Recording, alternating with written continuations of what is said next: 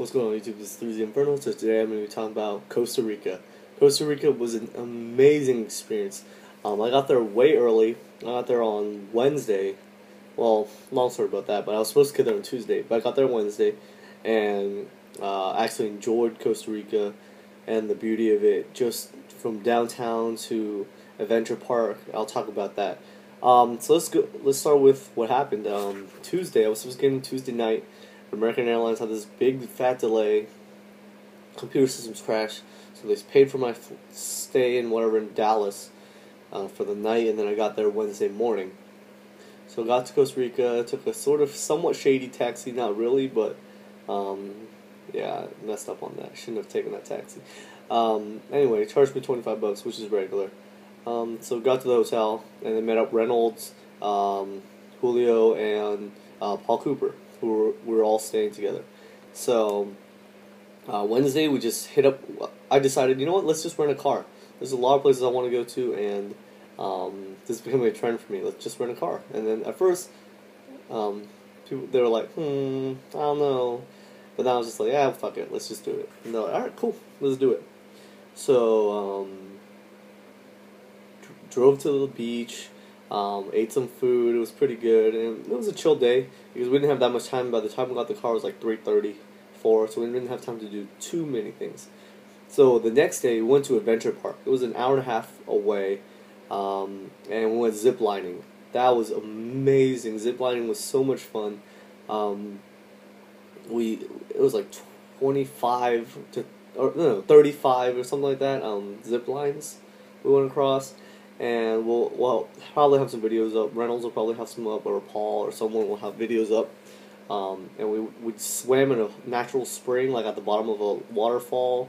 That was amazing. We were like diving in, doing cannonballs, flips, and all that stuff. It was great.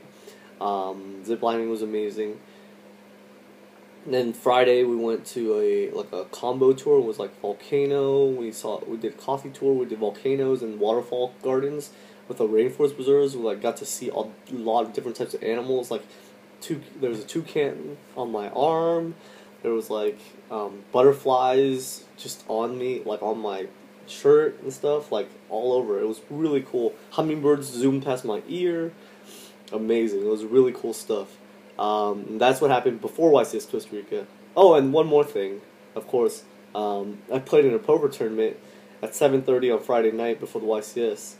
Which I was like, oh, cool, I'll do that. It's like $20 in US dollars, or $25 in US dollars.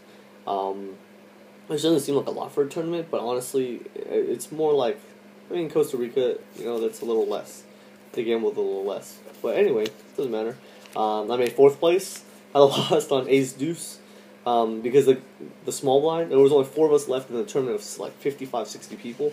And the guy had Ace Deuce, and he limped in the small blind, and I just checked, because I had Deuce 4. And the small blind, and then the flop was obviously Ace Deuce 4. So I got crushed because I was like, oh, he has a pair. He's like all in, and I was like, he has a pair of aces. I have to call. I call because I have 2 pair on the flop, and he has 2 pair on the flop. Ace Deuce. I'm like, fuck. So that's what happened on that. So anyway, but can't do anything about it. So anyway, it didn't end until 2:30 in the morning. Went to sleep at 3:30. Woke up at 7:30. So I was like, oh, whatever, 4 hours. Goes against my rule of sleeping before YCS. Like, you have to get sleep before YCS. So, I'll tell you about my pairings. I was playing Mermail. I wanted to run windups really badly, but the thing was I didn't want to run into all these Dino Rabbit players because Angel Flores was telling me, all they play down there is like rabbits and heroes. And windup is not a particularly good matchup for Dino Rabbit because they make a doka and you get pooped on. So I'm like, alright, so let's just run Mermail and let's outpower them. So round 1 I play, out of all things, I wasn't expecting to play a Mermail mirror match. Like, right away. I was like, oh, alright. So, granted, I don't have as much experience as I have with the water deck as I have with the windups. But I feel like I played really strongly against this guy. I crushed him. I made 5 Gyuses in 2 games. I 2-0'd him. He was just like, wow, that's crazy. So I just made sure I know the best plays all the time. Round 2 actually was my first loss. I got crushed. Like, game 1, I got crushed by Prophecies. I was like, holy crap, that deck is busted. Like, if you can get it going, you're good. Even right now, without, like, all the other spell Judgment or whatever boss cards that Prophecies have.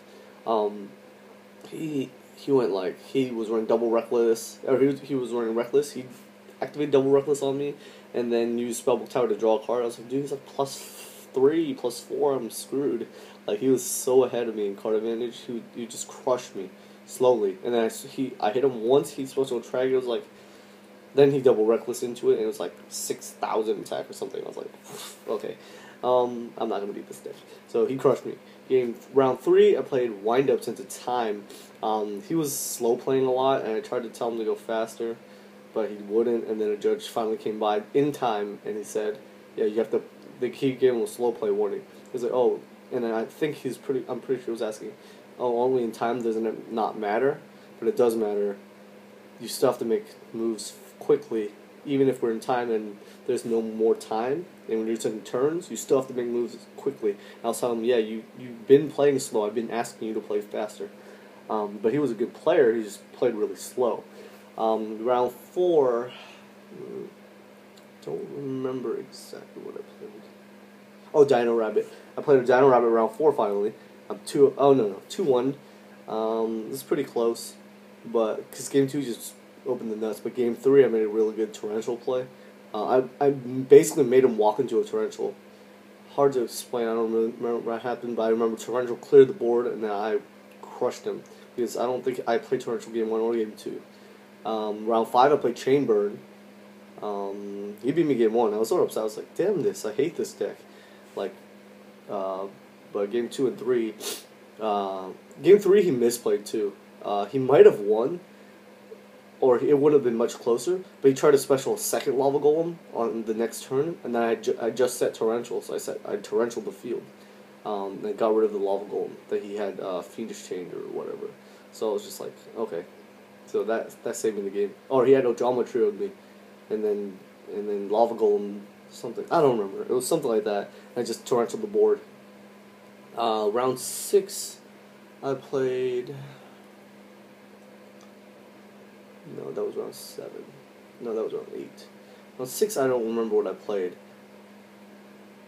Actually, no, I remember. It was Samurai. I played round 6 Samurai. So I was like, okay, cool. Sheehan is just busted. He could negate in the damage step. I didn't even, I forgot all about that. So I was just like, crap. So he tapped my Snowman Eater and I popped it and he's like, destroy something else. I was like, crap. Whatever. But I beat him in 3 games. Round 7, I played Galileo. Cool guy. I remember you. He's from Panama, I think. He was playing Infernities. Didn't have much trouble. I just overpowered him. Round 8, I played another Mermail Mirror match. I 2-0'd that one as well. And then round 9, I played Fire Fist and topped that Tanky on my ass. And I was like, wow, that's broken. Yeah. So he won. So I was like 7-2, and I was sitting at table 3 in round 9. So out of 9 rounds, I was X2. I was like, you know what? I should make it. I'm fine. So, of course, they called the top 16. Paul Cooper's name is first. They keep calling. So I was like, all right, I should be around 9th to 12th place, right? So I was thinking, yeah, table 3, 9 to 12th place. And then I was sitting there, call 9th place, not me. It was like this. I was like sitting like this, and then it was like 10th place, 11th place, 12th place, 13th place. I was like, oh my god, please call my name. And then 14th place, they called my name. I was like, thank goodness. It's like they called my name. So, made top 16, really cool. Next day, I had this weird ritual. I was just like singing, like walking around the hotel room, like singing, and just, like I was singing, or putting like headphones in and singing Cruella, like alive. And then I was like, Paul thought I was praying at one point. I was just like on my knees, like sort of like resting because I was tired. I didn't sleep that well, but I was just like singing the song still, but like kneeling and then like doing this on the bed. He thought I was praying or something. And then before the top 16, I knew I was playing windups already, because I know how the first round works. Is always, one first place versus 16th place, 2 versus 15, 3 versus 14. And I got 14th place, and I knew who got 3rd place. It was a wind-up player. So right before our top 16, they called us to go over to play. I went to my binder, took up a super wind-up shark, and I just crushed it. Then I put it in my pocket. And then I went to play. And then game 1, I beat him. Game 2, he beat me. And then game 3, we went into time. Because game 1 took like 25 minutes. And I kept, I mean, it wasn't that we were slow playing. It was just like back and forth, back and forth. And I made a huge misplay. But I still came out to win. And I like slapped myself. I like, wake up. Like, I kept slapping myself. I was like, don't fucking do that again. Like, I actually slapped myself. Like 2 or 3 times.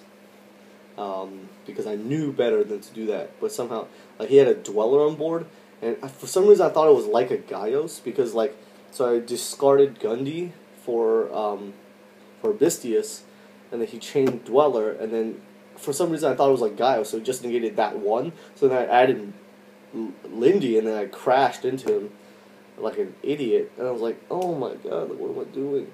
But I still had advantage at that point, but I'm just saying, like, that's a horrible play. Like, I should just crash the Bistius into the dweller for set, like, and then attack for 15 with Lindy, then it would have been fine.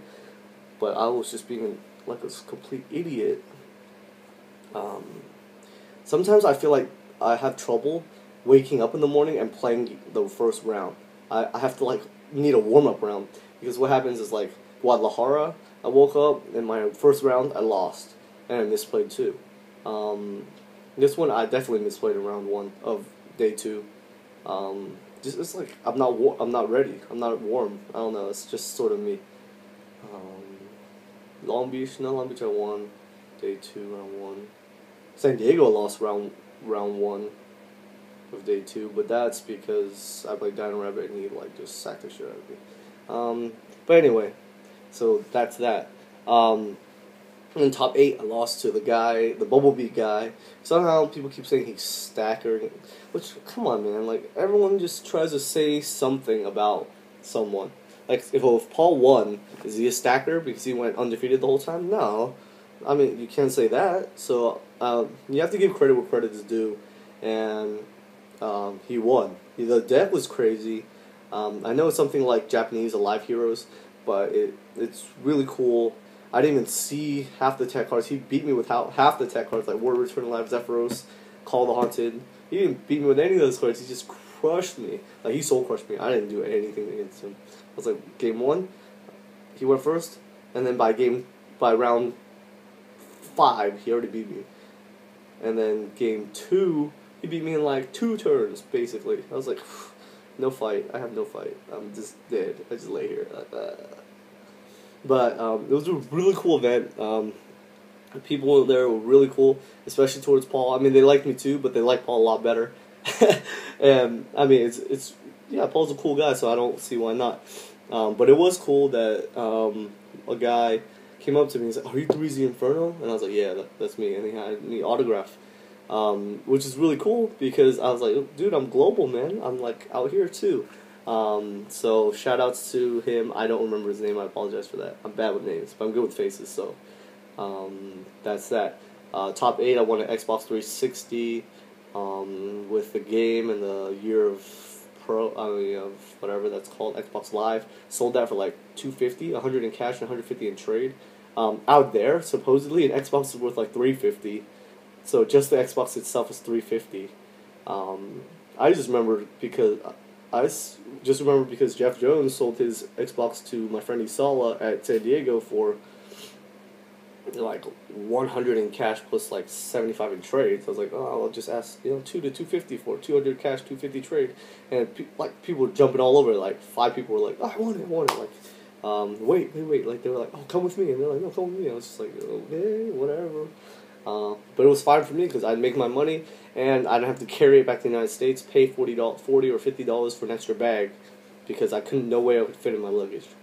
And then they also gave us the mat, which I ended up trading away to one of the cool judges over there. We traded a D-Mock mat, a Degorzav mat, and $90 for 108 Cosmo Blazer Spanish packs, first edition. Very cool. So I have those. I'm going to be selling my fragrances today. Check it out.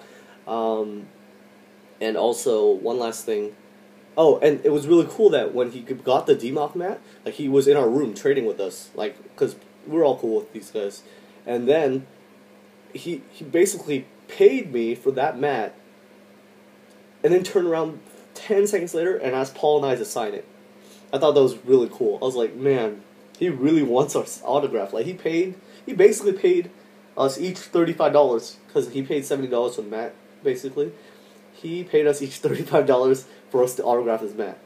I was thinking about that. I was like, wow, that's really cool. Like, I was pretty honored. I was like, wow, no one's ever like, well, he didn't technically pay for my autograph, but he sort of did at the same time. So it was really cool. And yeah, that was YCS Costa Rica Sunday. We just went drinking, went ham on some nachos and fries and whatever, just at the bar, and had a good time because it was Paul's birthday on Monday. And then made it out of Costa Rica, and I'm back in Irvine. So Costa Rica was amazing. Every day was really fun. Like Wednesday, like from the beach to ziplining to the volcano to the waterfalls, to the poker tournament to topping YCS. Everything just went, besides the leaving a day late, everything was going right this trip, and I really enjoyed myself. Shout out, I will shout them out because she's very nice. She's the owner of Avalon Games in Costa Rica, and they run the events down there too. She gave me this t-shirt to wear, so I was wearing it. Here you go, Avalon Games. I don't know if you can see the back, but there you go. And shout out to all the cool people I met in Costa Rica. Definitely had a good time. And of course a shout out to Alex Reynolds, SSA Hearts, and Julio and Paul. We had a good time and definitely enjoyed myself. I will definitely go back to Costa Rica the next time. Had an amazing experience. Alright, so that's it for this YCS Costa Rica blog update. 3zinferno signing out.